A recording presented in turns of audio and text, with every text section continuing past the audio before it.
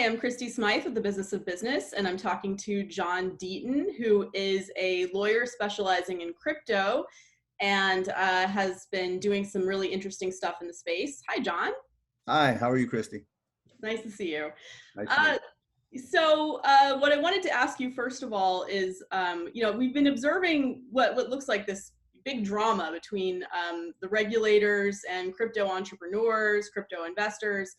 And you play a really interesting role in that ongoing drama, both in terms of your general sort of job and also as with respect to the Ripple case. Can you talk a little bit about that?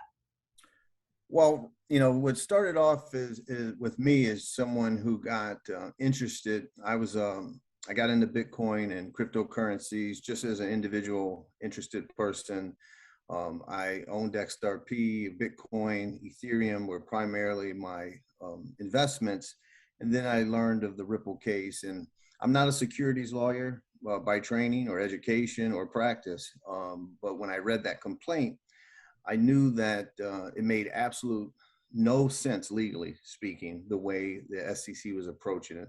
The way it went down by being filed on the last day of former Chairman Jay Clayton's tenure at the SEC, there were too many questions. And so I realized reading that complaint that what was going to happen would be delistings and suspensions of XRP, and market cap was going to be wiped out. And I sort of just, to be honest, got upset that that people's lives were being impacted because of politics. And so I filed a writ of mandamus on behalf of myself and several people I know in Rhode Island federal court, seeking the court to order the SEC to limit the charges to the only claims that it can actually prove. Right. And so that's how this started. And then, of course, what turned out to be is sort of an individual person with a few friends who sort of wanted to take a stand, to all of a sudden thousands and tens of thousands, actually up to 20,000 people now who have joined in our fight against the SEC. It's not about Ripple for us. Ripple has an impressive legal team. They can defend their actions. I don't defend Ripple. I don't take a position on what their business model is or any transactions they made. The position I'm taking is that the SEC has made claims that it doesn't have a good faith basis to make, quite frankly, and it is inconsistent with 75 years of securities laws. And so that's how I got involved. Right. Okay. So just to recap real quickly, the SEC sued Ripple alleging that XRP was an unregistered security, right? And this is all in the guise of protecting investors. And you are representing something like 19,000 holders of XRP. Is that right?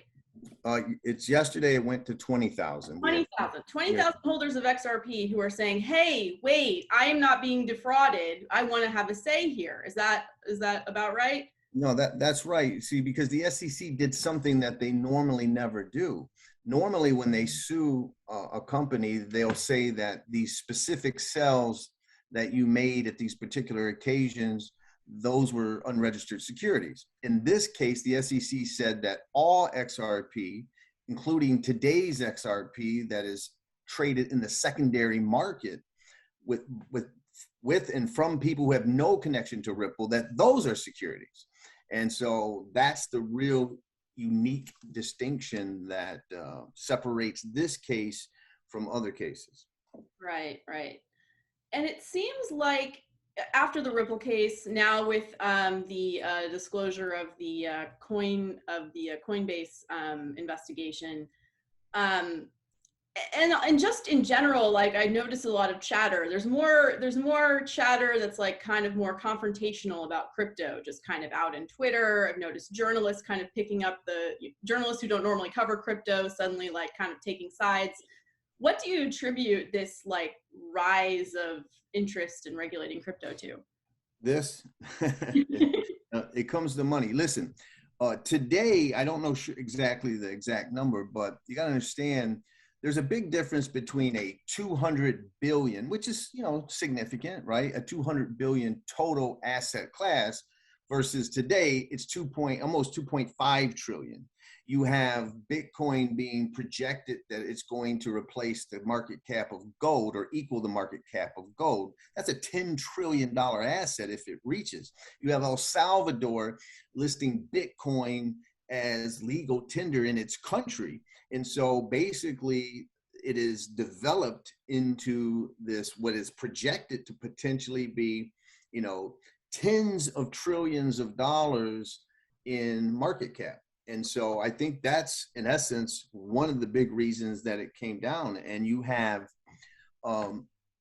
what's called a jurisdictional grab, right? You have the SEC and Gary Gensler saying, hey, you know, these are securities, even though he's on record when he was at MIT at saying that they were more like commodities. And so, but he's now the chairman of the SEC, and they want their regulatory hands right in the middle of all of that.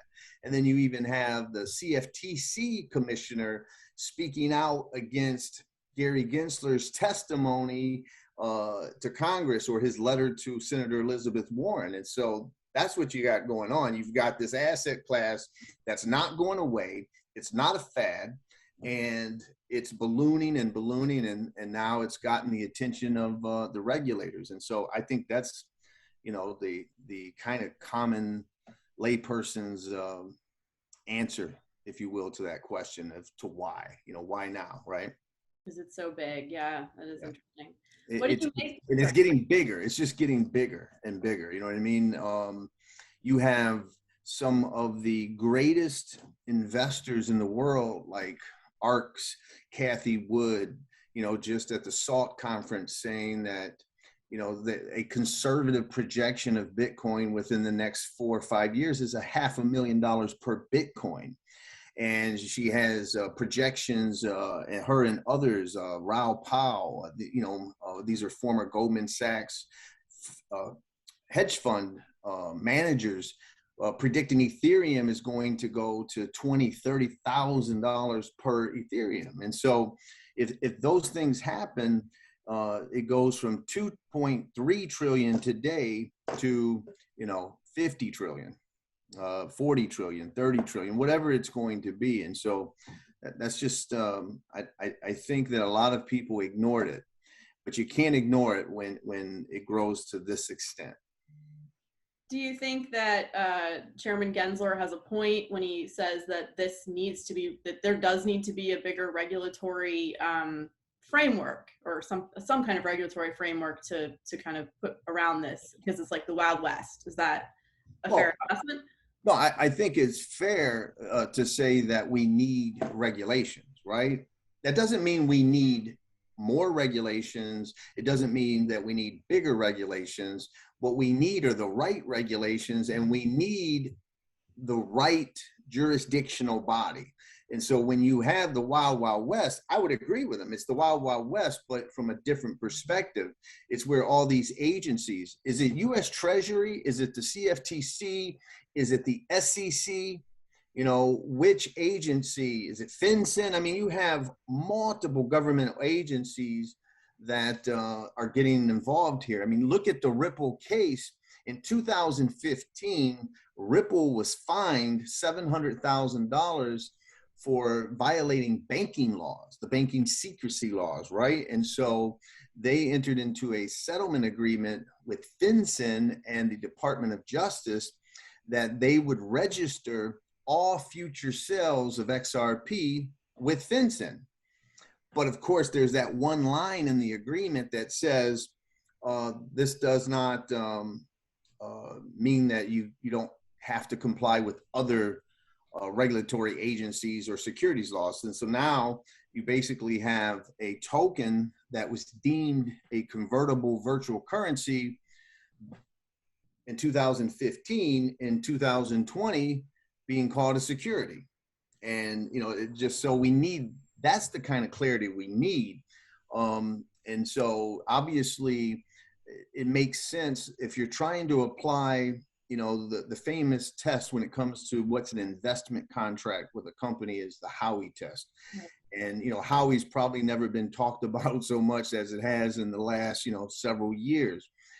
It is difficult to take a case that came down from the United States Supreme Court in 1946 and apply it, to modern day blockchain technology. And so there's no doubt the right answer, Christy, is Congress.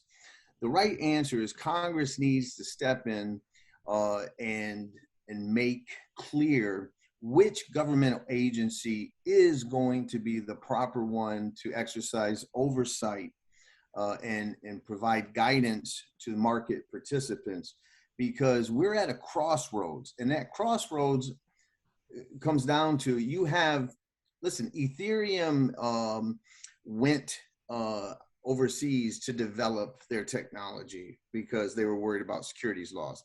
They ended up getting a pass in 2018, but you have these technologies that are not setting their headquarters in the United States because of this lack of clarity. And so we definitely need it. I always hesitate when someone says, do we need more bigger type of regulations? No, we just need the right type of regulations. But because there's always going to be bad players, right? There's always going to be bad players. And so I think the SEC does have a role when you have these pump and dump schemes, or when you have any fraudulent actor out there. But right now, what they're doing we have Coinbase that the SEC is going after and targeted. You have the state agencies going after BlockFi. And we just learned, I think yesterday, that the state is going after Celsius, right? And why? Because how are they protecting investors? They're protecting me and you from getting 4% interest on our asset when the banks give us 0.00005? You know what I mean? And so why is that? How is it that I can put my money in a bank account and that bank can pool all of the funds of its other customers and pay me a very slight little bit of interest, and there's no issue? But if I purchase my Bitcoin or my XRP or my Ethereum and I loan it to Coinbase, and then they pool it with others and give me 4% interest, how is that different? Why is that all of a sudden need to be shut down, right? And so my problem, my criticism is that I believe that regulators today are doing what they always do, and that is protect incumbents. You have this technology, decentralized finance. It is probably the most disruptive technology to ever hit, any type of financial industry, and it threatens, the incumbent banks, and so I think we're seeing the exercise of their influence, and I have no hesitation in saying that I believe that firmly. Interesting. What do you make of Gensler's testimony before the banking committee? Well, I think we saw a staged performance between him and Senator Warren. Mm-hmm. Okay, and I'm just politically speaking, I vote usually whoever the incumbent is in, I vote out, right? Whether they're Republican or a Democrat, I vote, not by party lines. But that to me was a performance where Elizabeth Warren said, I expect the SEC to take the lead, and she highlighted Coinbase. And I think that, listen, Gary Gensler, as everyone knows, taught at MIT, and he taught blockchain technology. And there was this hope that because former Chairman Clayton was more perceived to be anti-crypto. It's interesting now that, of course, he's involved heavily in crypto after he leaves, but while he was an SEC chairman, he was considered anti-crypto, and he took more of a hands-off approach, except for prosecuting, the ICOs and whatnot. Mm-hmm. And everyone thought that Gary Gensler, because he taught this, would be more crypto friendly, and it's the opposite, right? And I think that when Gary Gensler becomes the chairman, he becomes a politician. And what did he say to Congress? He actually said that there is clarity and that the SEC has provided clarity to the markets, and that the Howey test is standard the test of time, and that it's fairly straightforward as it applies to these modern day technologies. And he talked about all of this, great clarity that we have, and that the SEC is going to, move forward against the exchanges and DeFi. But if we just back up to April 2018, and this ties into your question related to the Ripple case.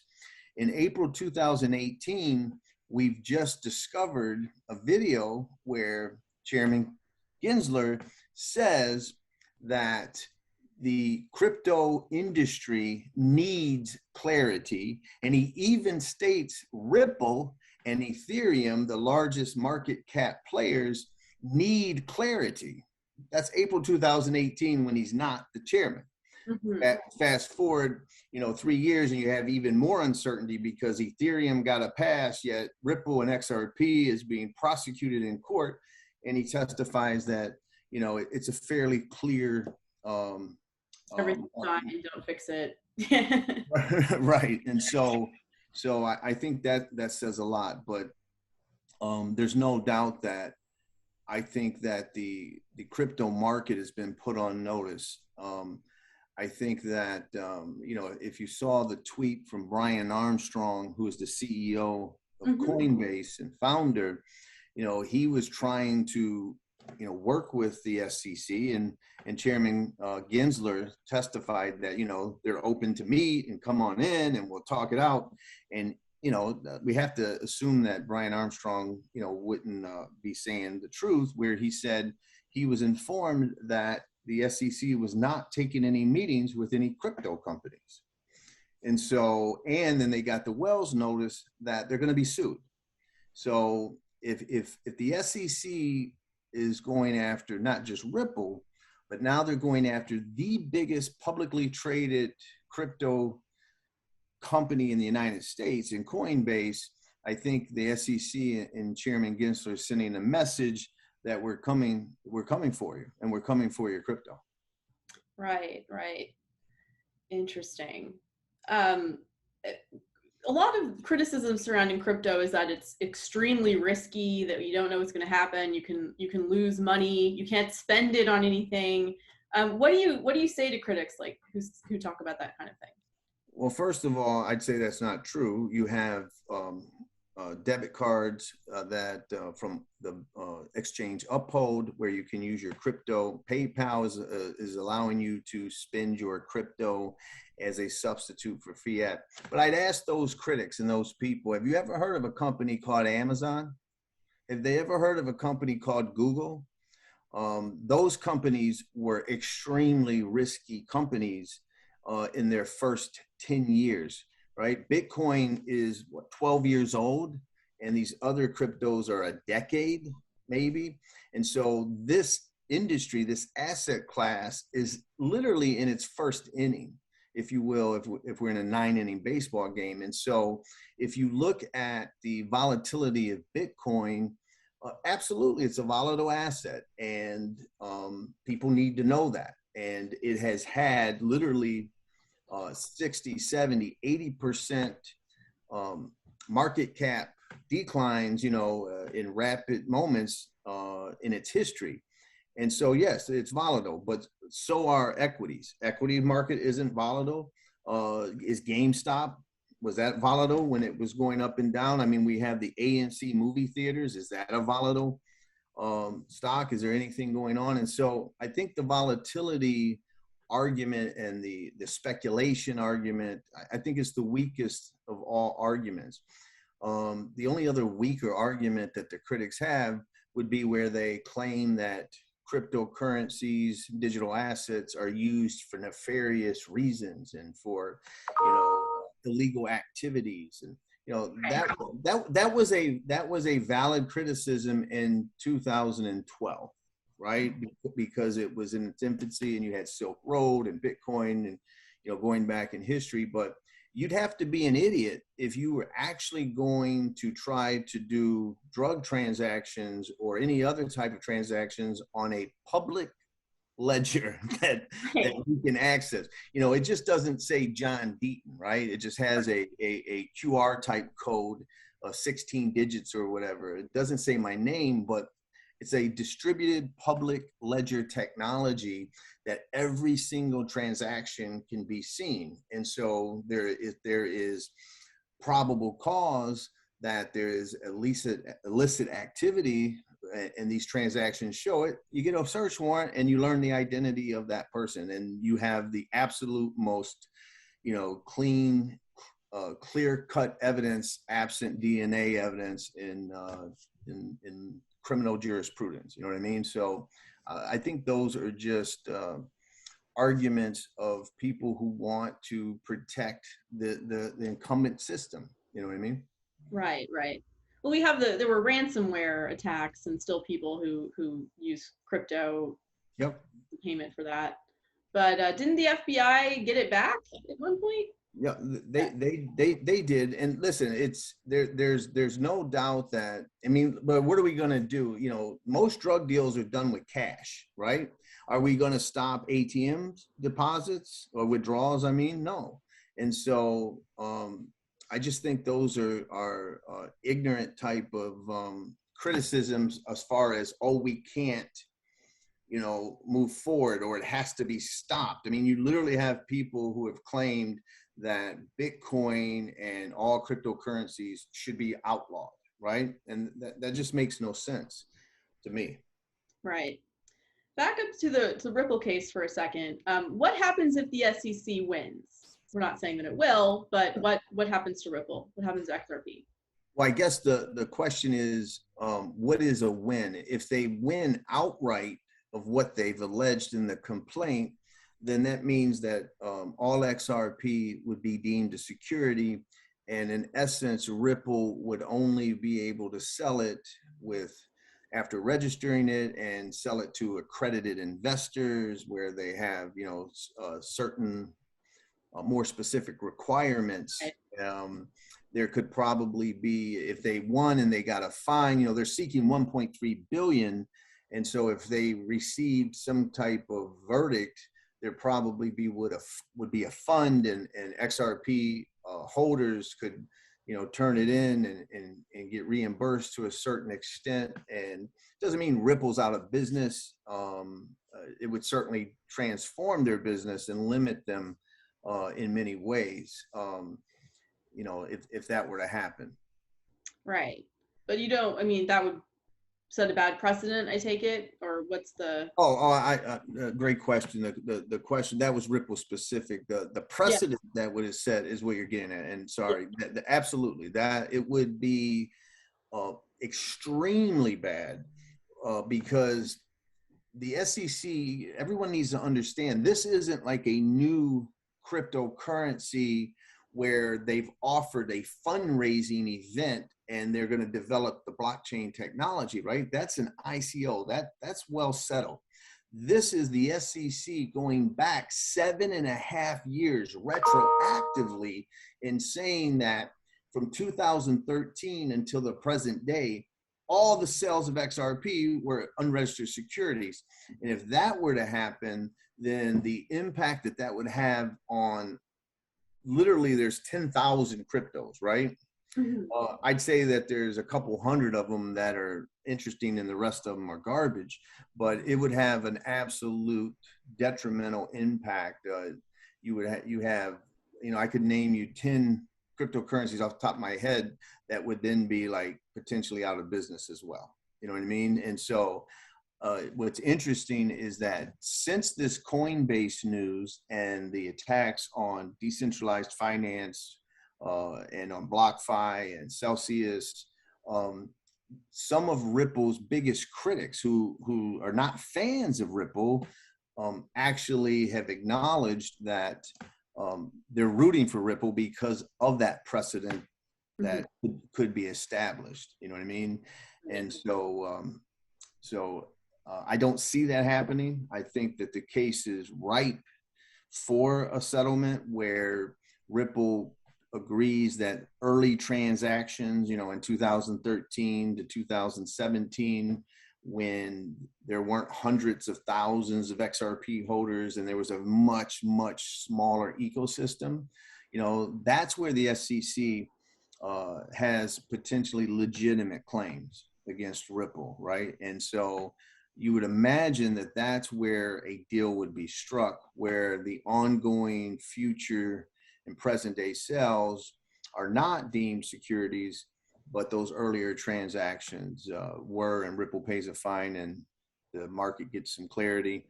And unfortunately, whoever the SEC goes after next will have to fight that same fight. Right. I think the more interesting question is what happens if the SEC outright loses, right? and if that happens, if Ripple is successful, for example, in their fair notice defense, and the SEC has an outright loss, that has the most hugest of implications. You know, if you look at Gary Gensler, going back to your question about his testimony, both in his testimony and in his letter to Elizabeth Warren, he actually says that the SEC's never lost a case, right? Like he's almost boasting that, hey, we know what we're doing and we never lose. And so the loss that the SEC would have and the implication on the industry is huge. I personally think that they'd be out of business as far as going after existing ecosystems, right? If there's a new coin where they're trying to develop it and it's not developed yet, they'll still have their jurisdiction. But if you're talking about the XRPs, the XLMs, the algos, the, you know, Solanas, and, you know, all of the other cryptocurrencies that have been existing for the last 4, 5, 6, 7, 8 years, I think the SEC would basically be out of business trying to regulate them. So it's sort of a defensive battle in a sense. Absolutely.